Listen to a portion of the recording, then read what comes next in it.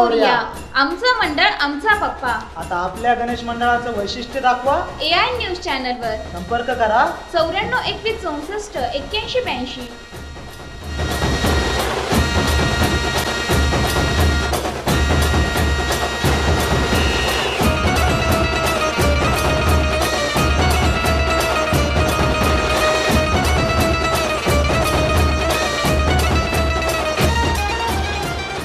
गेल्या आठवड्यात जिल्हाभरात मोठा पाऊस झाला. यामुळे झालेल्या नुकसानीचे पंचनामे करण्याच्या प्रक्रियेला सोमवारपासून सुरुवात करण्यात आली. यासाठीचा अंतिम अहवाल जिल्हाधिकारी निधी पांडे यांच्याकडे सादर करण्यात येणार आहे.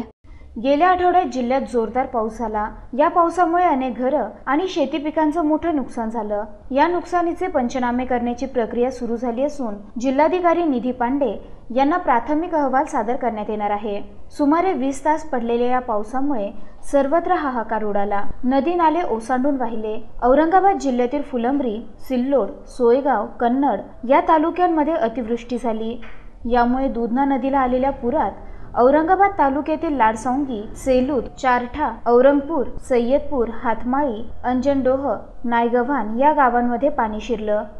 या पुरात 400 ते 500 घरांचं नुकसान झालं. तर पुराच्या पाण्यात ट्रॅक्टर, झाडे, शेतीच्या साहित्यांसह जनावरेही वाहून गेली.